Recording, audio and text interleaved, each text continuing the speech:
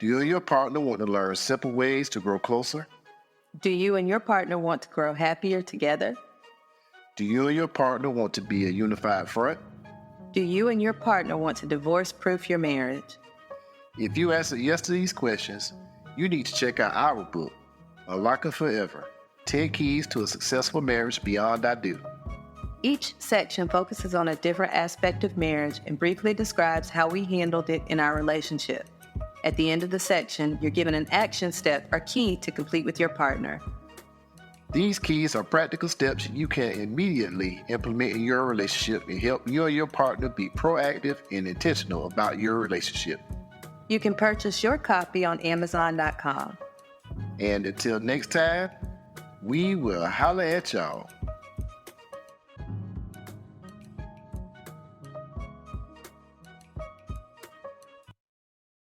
We are not marriage counselors, nor are we mental health professionals. We're just simply sharing y'all how we navigated through our marriage. Now, on with the show.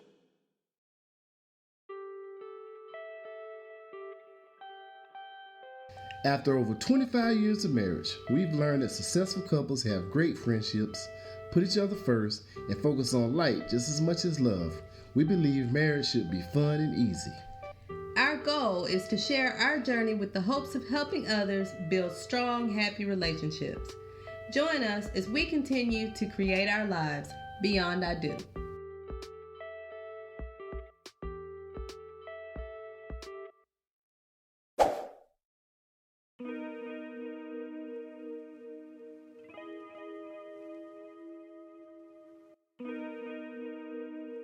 Thanks for joining us again on the Beyond I Do podcast. We have today with us a special guest by the name of Duncan Bhaskaran Brown. Comes to us from Oxford in the UK. He is an author of 2 books, Get Overindulgence and Real Men Quit. He's here to talk to us about alcohol awareness and how overindulgence impacts your relationships and overall well-being. Thank you for joining us, Brother Duncan. Oh, thank you for having me. I'm looking forward to it. It's a very interesting subject. I'm sure we're going to have some fun. Oh, yes. Oh, yes. And once again, just to stress, we're international. We have an international guest. We're just going to pat our own backs and thank you for joining us from across the Atlantic. So if you would just start off by telling us a little bit about yourself and how you got to this place of speaking on overindulgence and alcohol awareness. Yeah, so a lot of alcohol and a lot of overindulgence is the short answer. But I mean, for me, there's one moment that really sticks out. You know, when I was very young, I went to school one day and the teacher asked us all to write a poem. And I know that would scare most people, but I was genuinely quite excited. I thought this is a great opportunity. I'd just got into Shakespeare. I was one of the cool kids, you can tell. And I wrote this poem and I took it up to the teacher. And the teacher kind of looked at it and went, yeah, but, look, the comma's in the wrong place. And you spelled all these words wrong. And your handwriting's really, really scruffy.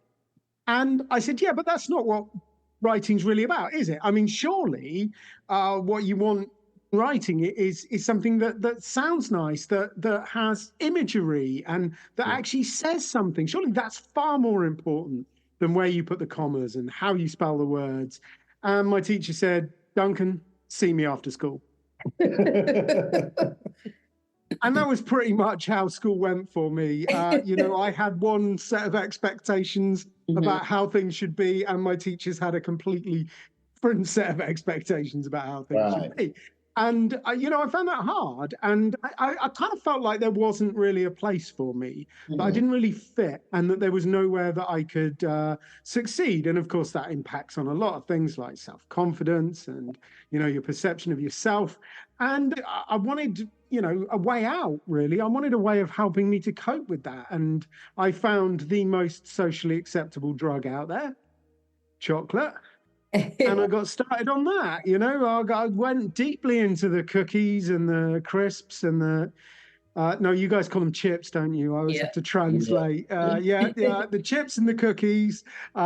all of that. And, you know, as I got a bit older, I sort of discovered alcohol, and I realized that was just a bigger hammer for that particular nail. And it started out very sociably. I was always drinking with my friends. It was always fun. It was always exciting. Alcohol seemed to make me more confident. It seemed to make my jokes funnier. I think it even made me a bit better looking. All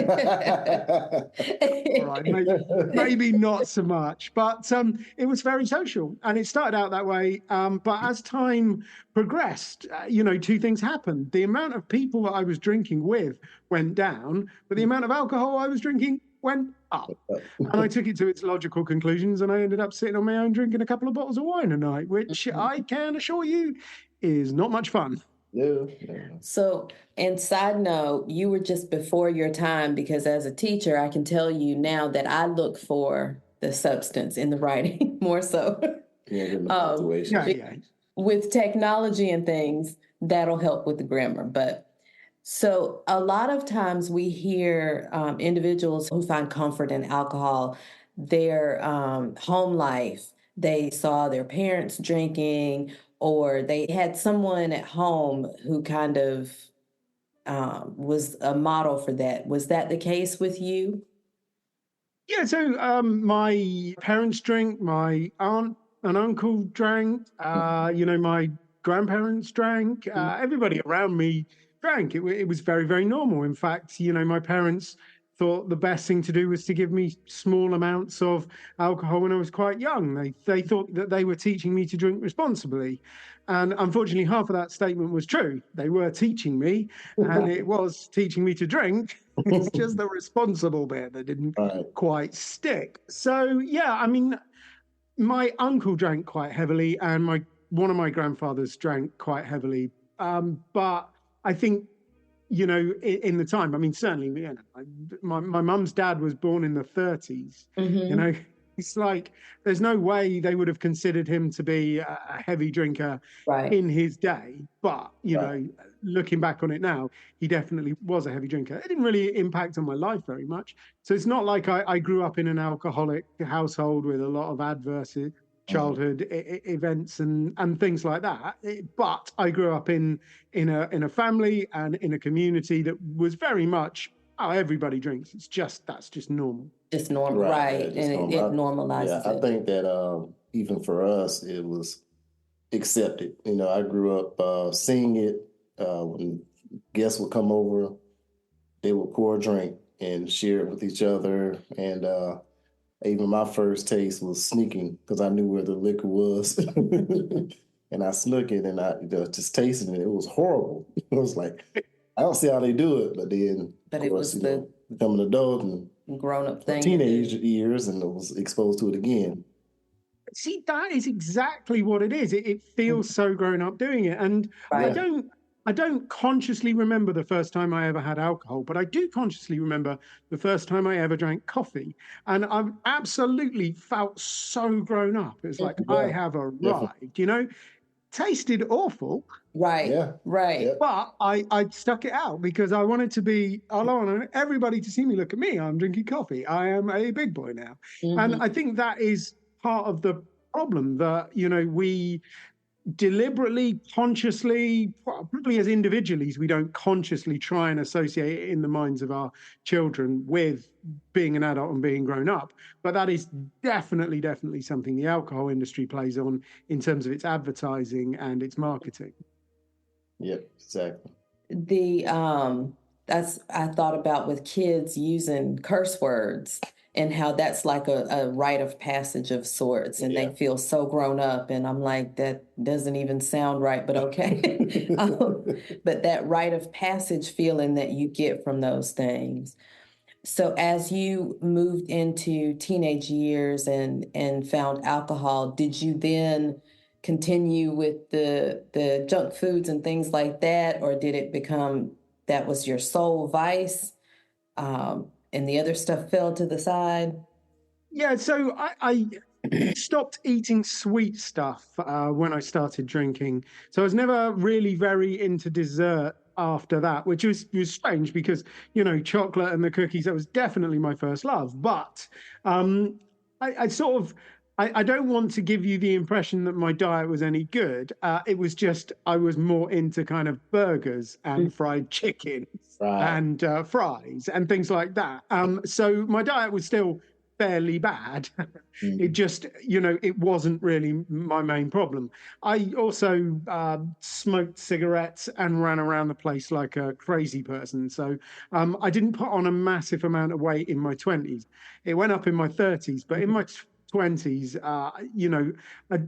I was eating badly, but it wasn't necessarily it wasn't showing. Right. So at this point in life, your 20s, your 30s, did you begin to see like a negative impact, or was it just, it's just something that I do, this is just who I am? Oh, yeah. If you'd asked me at the time, I would have said absolutely those two things. It is something that I do, and it is definitely a part of who I am. It gives me all of these wonderful benefits. I couldn't handle stress without it. I couldn't be creative without it. I definitely couldn't socialize without it.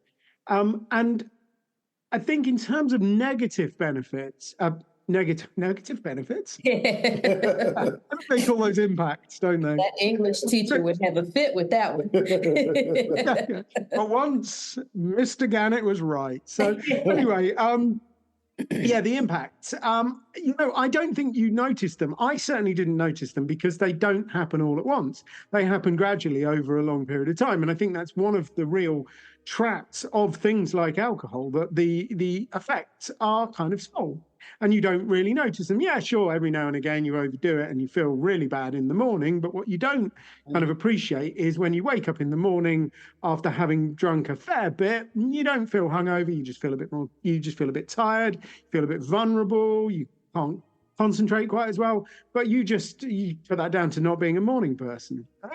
It's no good in the morning. I have to have a cup of coffee before I get started. And I think that's the thing. If I'd have gone from how I felt, in my teens to how I felt in my 30s in one go, I'd have gone bang. That would have been like, I'd have gone and see a doctor. Yeah. The change would have been so big. But I didn't really notice it. It wasn't until I stopped doing it that I noticed how much of an effect it was having on me. Right. I think oftentimes, especially in our 20s, you almost feel invincible, so to speak. It's like, well, I'll deal with that stuff later. And I know for me personally, we were married, and I guess I kind of developed somewhat of a drinking problem. And I felt like I had to have it when I got home from work, just have a beer. And I remember for religious purposes, I was like, well, I want to get control of it. I got to at least get control of it. So I told her, I said, I'm going to stop doing it. And I did it for 6 months. And I said, well, I want to at least have control of it.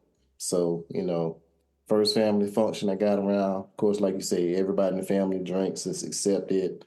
They had liquor on the table. It was like, you gonna drink something? I was like, nah, I'm not gonna drink anything. I'm good, And I felt that was a big achievement for myself. But some people think that, there's no big deal. There's no big harm in it. What would you say to people like that who may say, well, it's no big deal. I drink occasionally here with family, and that's just it. Yeah, well, look, I mean, there is a way of drinking which I'm not going to say has no risk attached to it, but is low risk. It's just, there's this wonderful word, moderation. And honestly, I think I've met some very heavy drinkers who told me that they drink moderately. It's like, well, no, you don't. You're drinking at a very severe risk. You just, you're fooling yourself into believing it's moderation. Right. So anybody who tells me that they don't drink very much, I kind of take that with a little bit of a pinch of salt. Okay. What I would describe as not drinking too much, drinking in a way whereby you can actually enjoy the drinking, and I think that is possible. It's not possible for me. It's not possible for a lot of people. I think if I started drinking again, it would go horribly wrong, probably fairly quickly. So I just don't drink. But, there are people out there that drink, and there are people out there that drink a little bit too much. And I think if they rein it back a bit, they would actually enjoy it more. And that's one of the things that we try and do in some of the work that I do, is help people to see that actually less is more. You know, if you just have one drink, but you actually really focus on it and savor it and enjoy it, then you will enjoy it far more than having 3 drinks, which you don't pay attention to. If you only have one drink, you know, at a special occasion, that's a special occasion. And no, watching Netflix on a Friday is not a special occasion. It's like going out with your family, or like somebody's birthday, or something that's really worth celebrating. If you drink then you actually enjoy it so much more. I think the problem is so much of what people do these days is it's just automatic. It is. It's like, well, you know, it's Friday night and we're watching Netflix. Let's have a drink. And then, of course, 1 turns to 2, turns to 3, and you're the best part of the way through the bottle of wine before you even notice it. The four pack is empty before you've even paid attention. And it's like, you can't tell me that you're enjoying it, if you're not even really aware you're doing it. Right. Yeah, that's true. That's true. So for you, what was that point where you realized that this is no longer something that, or I don't know that it was ever serving in a positive way, but what was the point for you when you realized this is not doing any good for me? Yeah, so I'd love to tell you I had one of those like 4 a.m. staring in the mirror moments, but they work really well in the books, but honestly, I don't think they're true. And, you know, kind of almost worse than that, I think as a culture, now probably as a species, we just have this desire for simple explanations. And we want, you know, Steve Jobs to have this sudden blinding light bulb moment where he figures out that we should all have iPhones. But of course, it doesn't work like that. You know, it takes years to figure that sort of stuff out. But, you know, it doesn't sound as good in the autobiography. Anywho's, what happened for me was we were trying to start a family. I'd met this amazing woman.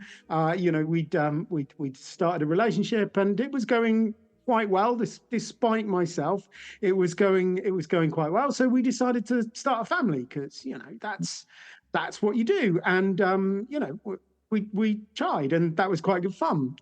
But you know, my wife got pregnant, and we did all of the kind of like stupid new parent thing and got all excited and nervous. And then she had a miscarriage. And, you know, everything really fell apart. I mean, it was clearly very hard on her, both physically, emotionally, mentally. But I think what made it worse was I just wasn't there for her. You know, my standard way of dealing with stress was just to open a bottle of wine and disappear. And that's what I did. And, you know, that really is not what she needed at the time. And I think it kind of got to a point over the course of a couple of months. I never actually vocalized the question quite so clearly, but I now look back on it and I see over those 2 kind of months, I was having this internal dialogue with myself. You know, I was really asking myself what I wanted out of my life.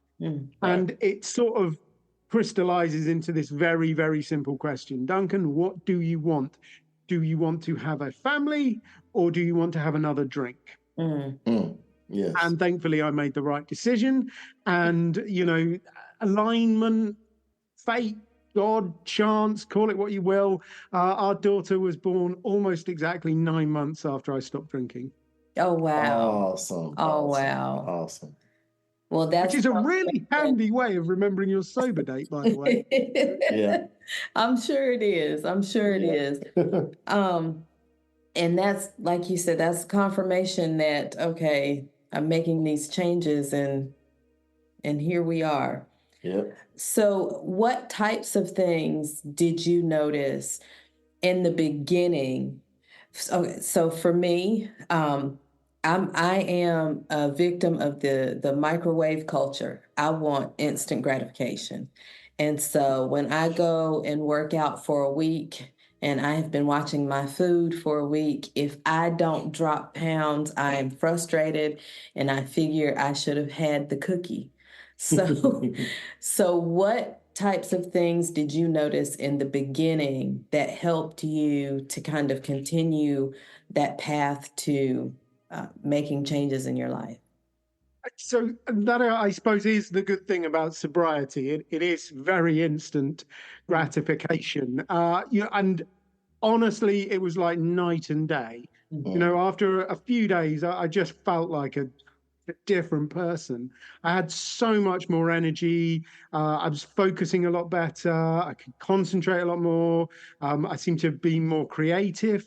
I definitely had this sense of peace and calm that arrived quite quickly because, you know, for a long time I'd been chasing alcohol. That's all I would do. I just, you know, I was constantly thinking about, you know, when was I going to have a drink? When was, you know, when's this stupid meeting going to finish so I can go and have a drink? And it was like everything I did in the back of my mind, it was sort of planning around the alcohol. And of course, once I stopped drinking, I stopped doing that. And it's like it's a whole load of stress that just disappeared and was replaced with this amazing sense of peace and calm. But the thing that really struck me about it was I suddenly had a whole lot more time. And that surprised me, because if you'd have asked me, I would have said, oh, I don't spend much time drinking, because I was a classic high functioning drinker. You know, I had a job. I'd get up, I'd go to work. I was very involved in my community. So I'd often spend the evenings, you know, in meetings, dealing with emails, building projects, working on things like that. So I was very, very busy, and it was rare for me to drink before about 8:30, 9 o'clock. I'd work very, very hard, and then I'd sit down and I'd have a drink. So in my mind, I didn't spend very much time drinking. But if you add up 9 o'clock till midnight every day, that's 3 hours a day, which is the thick end of 24 hours a week. So it's like you get an entirely new day. Including the bit where you're asleep. So that was quite nice. That's the good bit. Do you want me to tell you about the bad bit? Of course. Of course. I kind of don't, you know, like, honestly, if you want to stop drinking, trust me, it's worth it. But the bit that they never tell you, the bit that most people in the community kind of brush over, and unfortunately is pretty much a statistical fact, if you look at the research, what tends to happen to people within 3 to 15 months of them stopping drinking is their satisfaction with life will go down.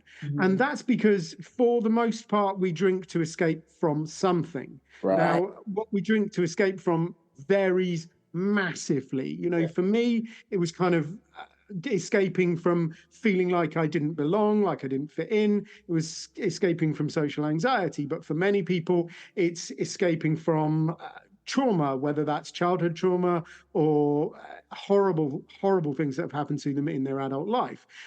Some people escape to drink to escape from physical pain. Some people drink to escape from the mundane nature of their job and feeling dissatisfied with their life and not having a purpose. You know, there's a lot of things that people try to escape from in society, and alcohol is a very common way of doing that. And when you stop drinking, you sort of have to actually face them. Which is the bad news. It does mean that, you know, life gets lifey, as they say, and it gets hard, and you have to do a little bit of work.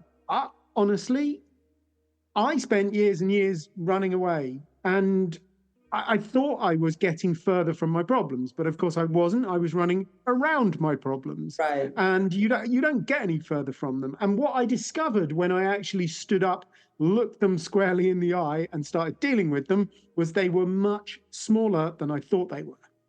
It's sort of like, if you imagine your problems as being a mouse, you know, they are actually relatively small, but it's like a mouse with a torch behind it, and what you're seeing is the shadow on the wall.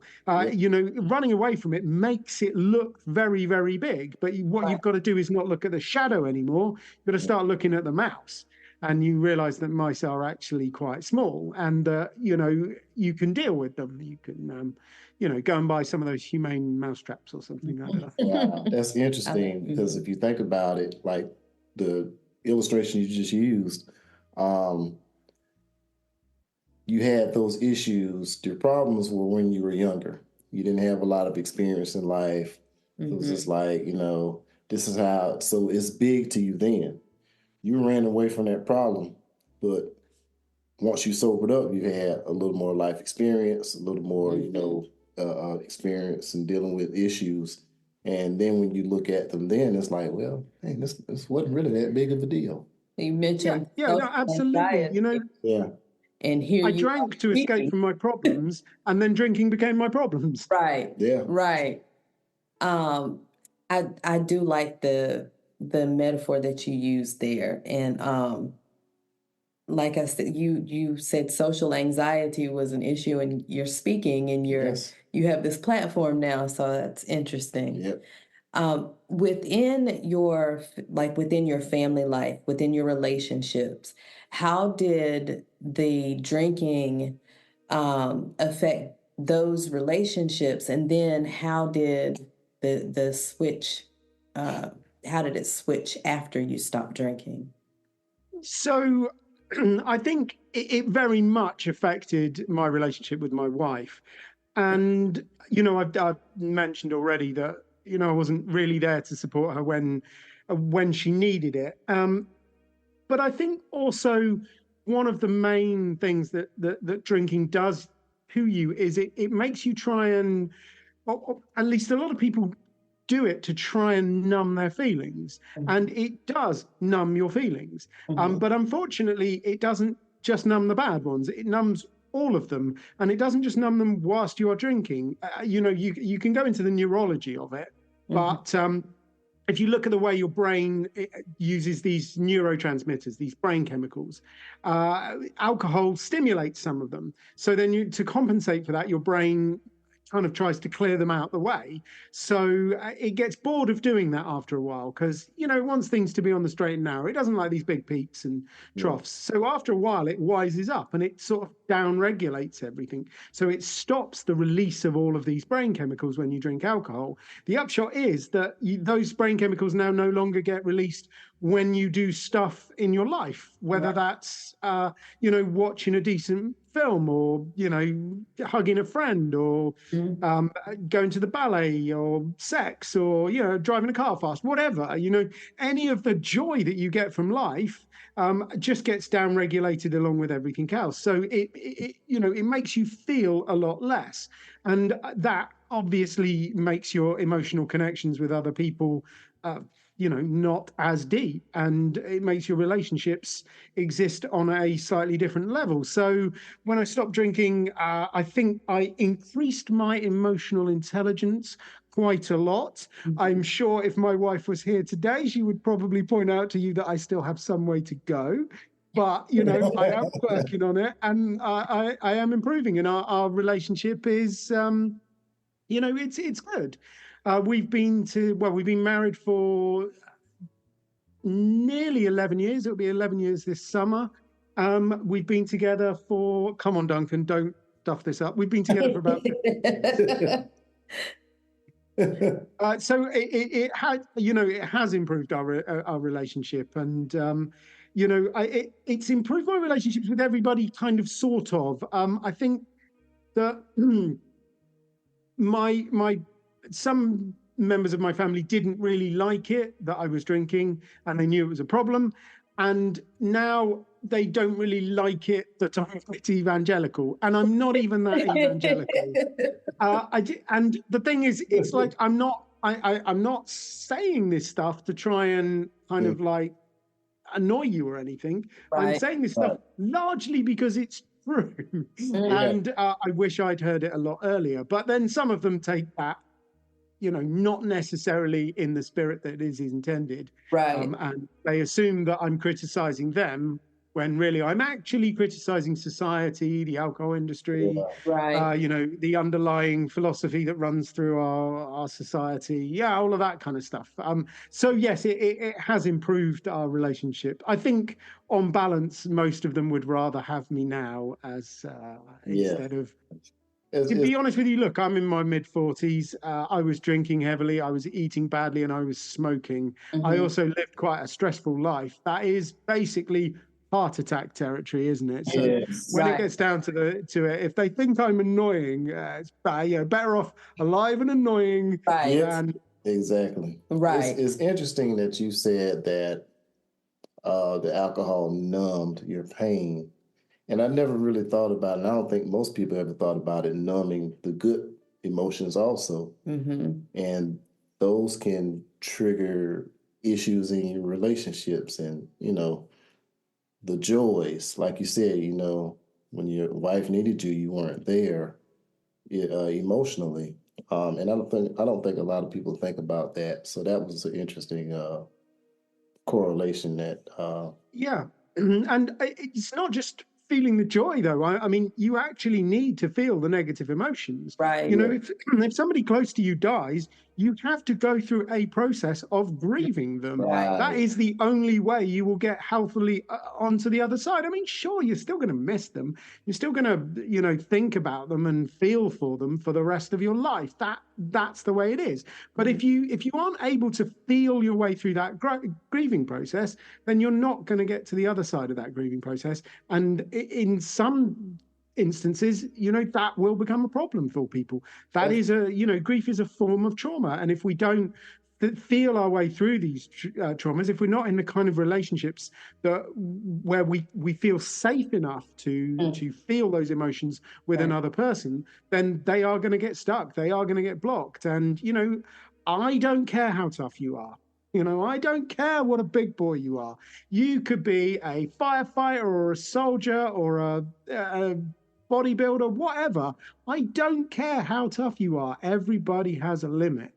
Everybody reaches a point where they can no longer deal with more emotional difficulty. And if you don't process it, then you get there an awful lot quicker. Right. It's interesting you said that because I know when my dad passed, I was 21 and no, I was 20, I'm sorry. And the first thing we did was get together and drink. That was, you know, the numbing part. And I indulged with alcohol. I indulged with marijuana for a while. But it was the day that I decided not to do anything was the day I actually dealt with it. That I actually dealt with his death. And that was probably maybe a month and a half, 2 months later. So that makes absolute sense, you know. Yeah. And look, I mean, it's not uncommon. I mean, I wrote A Real Man Quit for a lot of different reasons, but I wanted to write about a friend of mine who died at 27 as a result of alcohol. And, you know, he was an incredible guy. He was amazing. You know, the life and soul of the party. Absolutely, he had so much potential. We all saw huge amounts of potential in him, and of course, he didn't manage to realize very much of that because his life was cut short. And I wanted to talk about that from a personal point of view, but I also wanted it to serve as a warning to some people that, you know, he got to a point where he realized that the drinking was a problem and that he needed to stop. And he did stop right at the end, but it was too late. And I wanted to get across to people that, you know, sometimes it is too late. You have to, you really should stop if you think you've got a problem, because you don't know how long you can leave it. You don't know when too late is going to be. So, you know, that was in some way a little bit of a message. But one thing that I wrote about in the book was his funeral. You know, the guy died. He drank himself to death. What did we do at the funeral? We got very, very drunk. Yes. And that's the thing with alcohol. With alcohol in some settings, with some families, but with food, when you have addictions that are tied to food, to alcohol, it's so difficult. With food, you have to have food to eat. So then you have to pick the right things and you make these choices. With alcohol, it's so ingrained in culture. And like you said, my son, when he was, I don't know, about 8, 9 years old, we had a funeral. His mom's sister passed away. And then afterwards, there's the repast, and everyone gets together and you're eating and drinking. And my son told someone the next day, and then yesterday, after the funeral party. So, you know, he perceived this as a party because there's food and there's alcohol. Exactly. It's so hard to break those chains because they're so ingrained in everything that we do.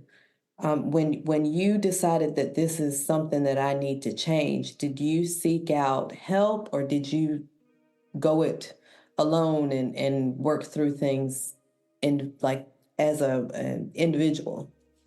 Yeah, Joe, I will. I promise I will answer that question in a second. But I think the point you made is so interesting. You know, that almost everything we do, it's about eating uh, bad food and drinking alcohol. And do you know what? That worked. Like Right. 150 years ago, it worked because it was only the special Right. occasions. It was Right. only Christmas, Easter, funerals, weddings, and Right. there weren't that many of them. And actually, the extravagance wasn't even that extravagant. Right. You know, the rest of the time you ate a very bland, very monotonous diet, and it was just those 12 times a year where you went crazy. Unfortunately, we go from crazy to crazy every single day, don't we? Right. And, you know, I can't remember who made the point, but it's like birthday cake ice cream. That is the thing that really does it. You know? Like, how often should you be eating birthday cake? Right.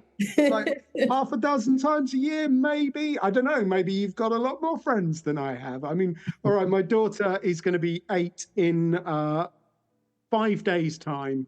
And she goes to quite a few birthday parties, more than me, but she doesn't go to more than about 15 a year. So even then, she's not eating that much birthday cake. But, you know, you can just go and buy a tub of birthday cake ice cream and just have that because it's Tuesday. Right. Anyway, that wasn't at all what you asked me, was it? How did I stop drinking? So I like to talk about, you know, this period in my life where I stopped doing quite a lot of things. And what I started that by stopping smoking. So my wonderful wife moved in with me, and I was smoking in our flat, and you know, it never really occurred to me about the impact of that. But of course, when she moved in, it was like, oh, now I'm smoking for two. And it was like, well, yeah, this is a bit uncomfortable. And she's wonderful, my wife. She's very, very intelligent and compassionate and beautiful and forgiving. And she didn't kind of try and guilt trip me into doing it. She just sort of gently nudged me in the right direction and pointed out that there was a different way. Yeah. So when I stopped smoking, I used a book called Alan Carr's The Easy Way to Stop Smoking, which is a fantastic book. And I've got an awful lot of time for the Easy Way organization. Do a bit of associate work for them every now and again. They're good people, and the method is very, very solid. So when it came to stopping drinking, I'd already internalized the amazing power of that method. And I sort of, I misremembered a few things. But I sort of worked my way through it using my misremembering of Alan's method, which, broadly speaking, would fall into cognitive realignment, which is sort of an aspect of cognitive behavioral therapy. But it's about getting to grips with your beliefs and understanding, you know, what do you believe about alcohol? Do you believe it helps you deal with stress, makes you feel grown up, makes you sophisticated, helps you celebrate with your friends, makes you a real man, all of those kind of stuff. So I started to untangle those beliefs. And once you've untangled those beliefs, there's a little bit of work that you need to do on thought management, which is just a fancy way of saying dealing with the cravings. But ultimately, cravings are simply thoughts. If you can find a good way of working your way around and through those thoughts rather than getting caught up in them, then you know, the action bit is easy. Right. That's interesting. As you said, cravings are thoughts. Right. And that's true, because I find myself, it's amazing, like the way that my work schedule is. I work shift work. So, you know, when I'm on nights, I rotate days and nights, 12-hour shifts. And so when I'm on nights, it's like automatically, I take that back. When I'm on day shift, I feel like I have to have breakfast. I feel like I have to have lunch, because, you know, that's what the guys in the control room, that's what they're doing when I work, the guys I work with. But when I'm off, I feel like I don't need a meal until sometimes it's 2, 3 o'clock before I'm even eating. And it's like, why can't I take that to work with me? Yeah, absolutely. It's your colleagues, your co-workers, they're kind of like a trigger, aren't they? They're something that happens in the environment, and that is going to lead to an action unless you've got a plan of getting in between that kind of trigger and that action. And there always is a space between that trigger and that action, and it's about kind of widening that space and realizing that you actually have a choice in that moment. Right. And giving you a few techniques to help you make the right choice. Yes, that's interesting. And I remember, like now I can go around my family, and there are times where I will take a drink with them, and there are times where I won't drink at all. It's like, and it is a thought, and it is a process of just taking your mind outside of the situation. Like, do I really need this right now? No, I don't, and I'm done with it. But I've learned throughout life that there are some people who just have. Well, let me take that back. I've heard that there are people who have addictive personalities. And, in some instances, I'm like, is there truth to it? Or is that just something that, we've just made an excuse and said, well, that's just them? Addictive personalities, do they actually exist in your mindset? I'm blown away that he said that and he lives with me. Because but I'm sorry, go ahead. Yeah. So I understand why most people think there is such a thing as an addictive personality, because if you look at me, I basically got addicted to cigarettes, alcohol, drugs, junk food, and really bad music. And that everybody goes, oh well, that's probably part of your makeup, and it's not really. It's the fact that they mutually reinforce themselves. So if you take smoking as a great example, most of the people that I work with, most heavy drinkers that I work with, they smoke. If you look at gamblers, most people that gamble, they smoke. If you look at injection drug users, pretty much all injection drug users smoke. Yes. And what's the common denominator here? Is it the individual, or is it maybe the cigarettes? Is it maybe that, by smoking, you create this kind of need for, or this perceived need for the nicotine, this kind of scratch, this itch for the nicotine. And you scratch it by having a cigarette, but you don't actually, cure the itch. You just make the itch a bit worse. So you keep scratching it, you smoke a bit more, you smoke a bit more. There's a limit to the amount you can smoke these days, given the fact that you can't smoke anywhere anymore. So you need something else to scratch it with. So you have a drink. And then you have another drink, and then that just increases the itch. So you end up, down the back alley shooting up heroin. Actually, sorry, nobody does. That's a wonderful. Anyway, yeah. So, I think there's this kind of reinforcing aspect in any kind of drug consumption. Add to that the fact that there is an awful lot of what they call cross-addiction. So I did it. I stopped drinking, and then I said to myself, well, I'm not drinking anymore. I can eat whatever I like now, can't I? And then after about 18 months, I was sat in this very room, as it happens. And I just looked down at this packet of triple chocolate chip Belgian cookies, and I was really hating eating them, but for some reason I was carrying on eating them. They were making me feel bad, but I was still eating them, and it just dawned on me. I had this massive realization that I'm eating the way I used to drink, and I had swapped food for alcohol. I hadn't dealt with what was underneath the drinking. I had simply swapped it out for something else. And that is enormously common.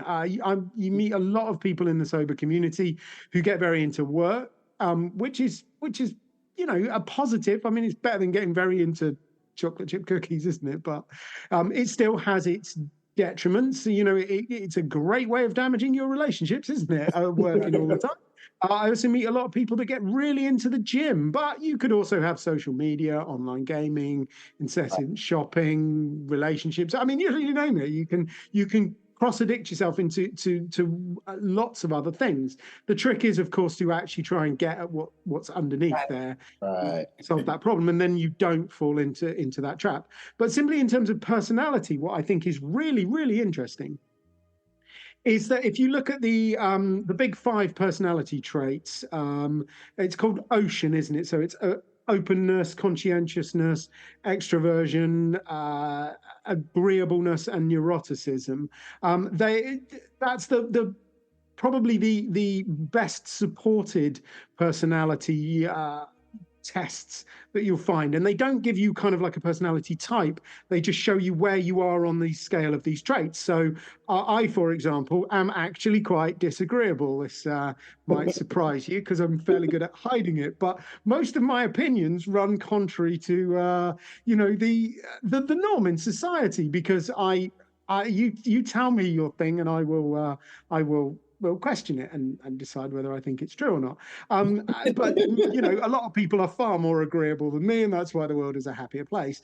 So we sit on this spectrum between agreeableness and disagreeableness. We also sit on this spectrum between introversion and extroversion. Nobody's well, I mean, there are a few people who are just like totally introverted or totally extroverted, but we sit on this spectrum. And the thing is, I have worked with people at both ends of that spectrum. I've worked with a lot of people who are very introverted, who drink because they're in a profession where they have to do a lot of networking, a lot of socializing, and they very much drink as a result of their social anxiety and to make themselves feel a bit more comfortable in social situations. And then I've met a lot of people who are very, very extroverted, and they drink precisely because they just want to be at the party. They always want to be at the social gathering. And because they are always going out, they end up always drinking. Right. So there's no one kind of constellation of personality traits that will draw you towards alcohol or indeed any drug. There are certain things that make it more likely, but you can't kind of just look at people, give them a psychometric questionnaire and go, well, you have an addictive personality. You really want to avoid the alcohol. So sadly, it would be nice if we could. Oh, yes, definitely. I feel like I jumped from addiction to addiction, but therapy has helped me realize that, as you're saying, those addictive things, those things that I'm turning to are just to help me avoid the true issues. And I found that the more I'm in therapy and I'm working through what's really going on, which interestingly enough is learning how to process emotions properly. The more I learn to process my emotions in an appropriate way, the less likely I am to fall back into the food. And although I would love to be addicted to the gym, but that one doesn't seem to stick. No, and I think there is a really interesting point there. So one of the things that I think is fundamental and key to long-term sobriety is emotional intelligence. And that's, of course, a phrase that gets used an awful lot, but to kind of unpack it a little bit, the thing that therapy can really help you with is emotional regulation. So dealing with your emotions as they arise, but also helping you to work through past emotions, but also that piece about self-awareness, which is a massively important part of emotional intelligence. And, actually understanding why you behave in a certain way, that has been enormously liberating for me. And it's the one thing, I've interviewed an awful lot of sober superstars, and it's the one thing that comes up again and again and again, this idea of becoming more aware of why we act and how we work and who we are and what works for us and what doesn't work for us. Right. That's good. As far as your relationship with your wife, I know you said that she's very loving, forgiving. She's everything that greatness. She makes you great. Okay. But I'm sure there were some times where she just looked at you and was like, what the hell are you doing, man? Can you share with us some times where you thought that, it might have gone to the point of no return with her? Yeah, so there have been a couple of points, not since I've stopped drinking so much. I mean, my wife has always struggled with her mental health, and she's had a couple of particularly difficult episodes. And there were a couple of times where we really, neither of us were at our best, and it got very rocky. And I used to my strategy is quite avoidant. So previously, when we'd be having an argument and I wouldn't really be able to deal with it, I would try and withdraw, and sometimes she just would not let me withdraw, so I would leave. And I particularly remember, walking around very late at night with my head full of this kind of like catch-22 that, if this happens, then we're screwed. And if this happens, then we're screwed. And it's just like there is no path forward. So yeah, we've had our fair share of really, really difficult moments. Now I think I'm a little better at not running away, actually trying to talk through these things and work through them, and realize that, a lot of the time when she has a problem, what she wants to do is define the problem. Of course, being a man, what I want to do is solve the problem. I just think, right, I'll put some shelves up.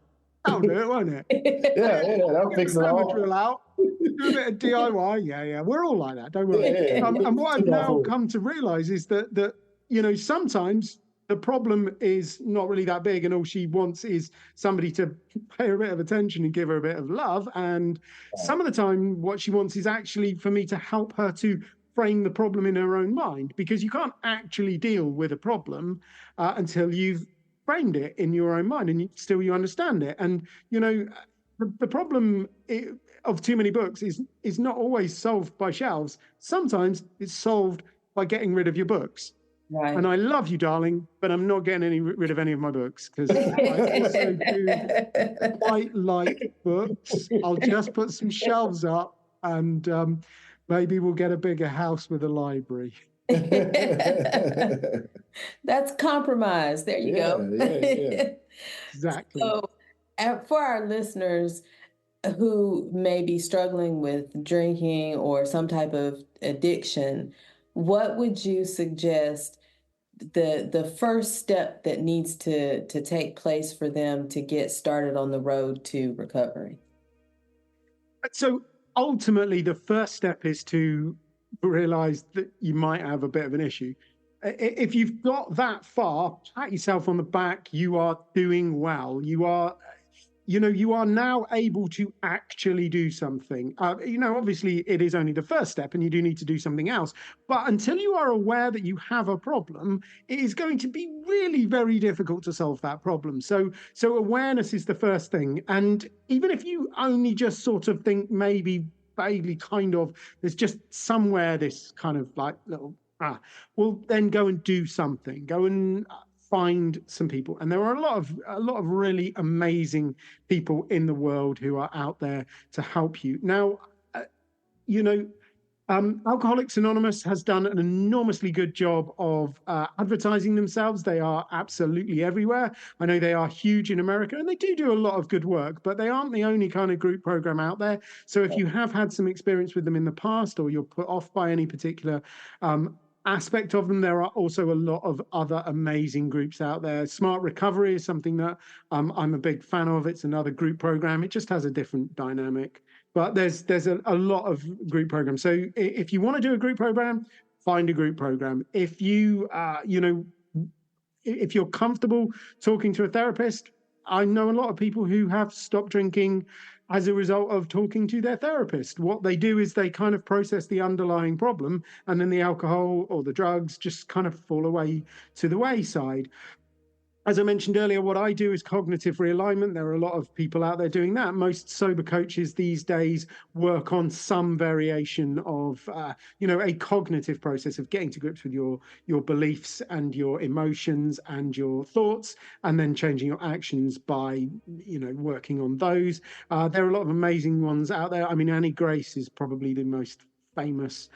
She's doing a lot of good work, but the Easy Way clinics, there are Easy Way clinics all over America, and indeed all over the world. So, there are a lot of people out there who are there to help you. But honestly, the vast majority of people, I have to say this correctly. The most common method of stopping drinking is actually not to have any help.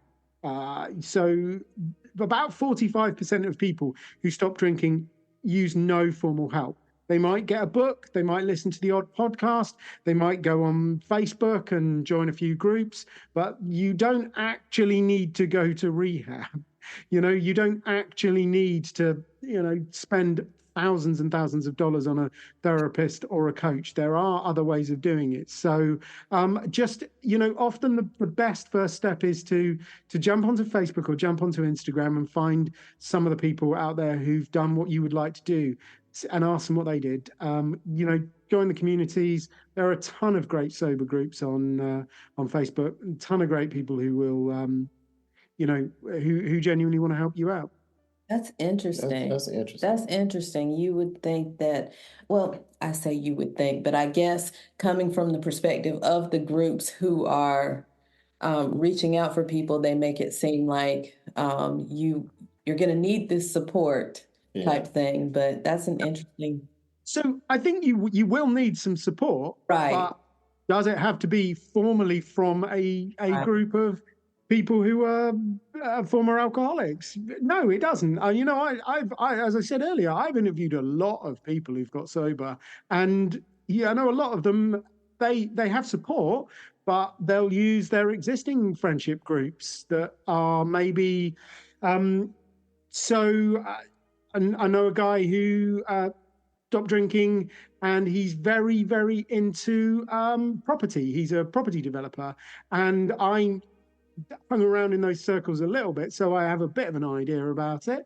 And they're quite sober networking events. They don't tend to happen in bars. They don't tend to go to the pub afterwards. They tend to talk very professionally about business. And they're nice people. They're interesting people. And you can get a lot of support from them. So it's not necessarily a group of people who are sober, but it is a group of people that do stuff that doesn't revolve around alcohol, that are actually there to give you help and support. And that's the kind of thing that you can use for your help and support. You can use your family if they're going to help you. If your family are all drinking at a problematic level, then they're probably not the people to help you. And you probably do want to go and find another group. But you know what? I'm blessed to be very involved in my community, and most of the parts of it that I was involved in, really what we do doesn't revolve around alcohol.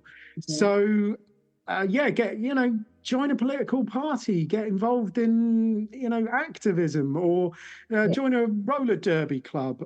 I do quite a lot of roller skating, and I'm pretty sure you've got to do it sober.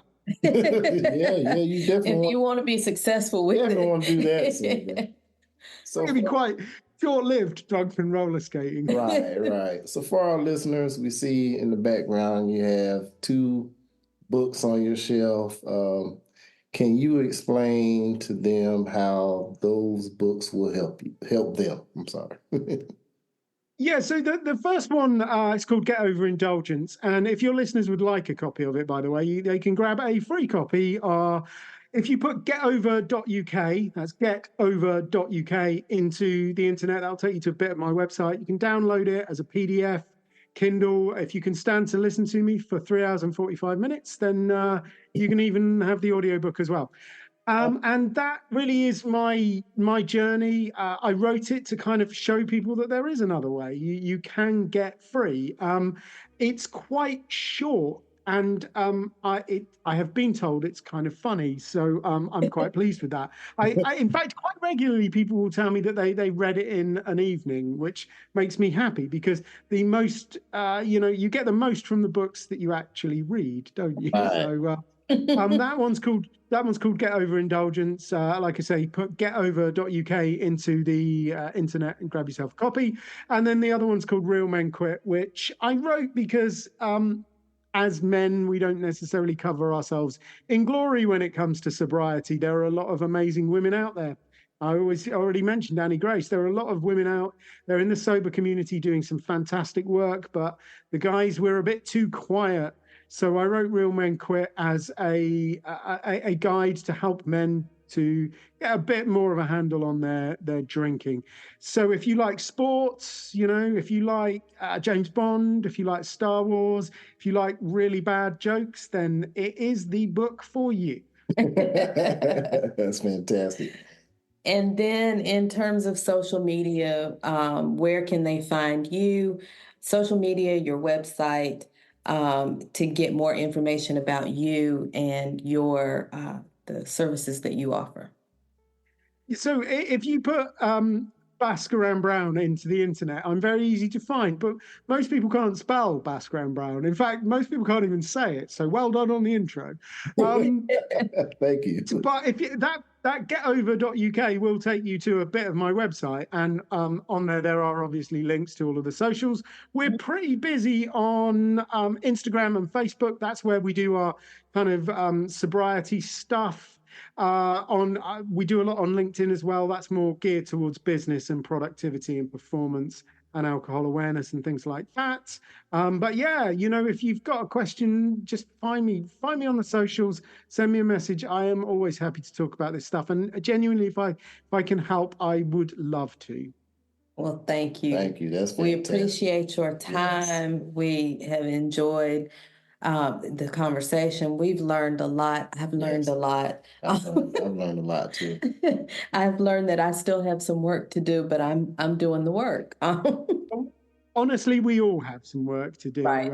And that's part of the fun of it, though, isn't it? It would be boring if we were completely finished and perfect. There would be nothing for us to do but lie around drinking nectar and discussing the poetry of John Keats or something. I don't know. We had together. We probably started drinking daily and come up with some more problems. Well, once again, we'd like to thank you for joining us on the Beyond I Do podcast. We've appreciated your time. We've learned a lot, and we've been entertained. Yes. I haven't heard any bad jokes. So I hadn't either. Oh, thank you.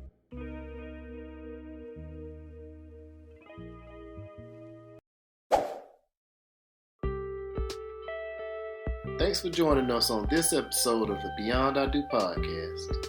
Please make sure to like this episode and also subscribe to our podcast. You can also find us on Facebook, Instagram, and YouTube at the Beyond I Do podcast. And until next time, we will holler at y'all.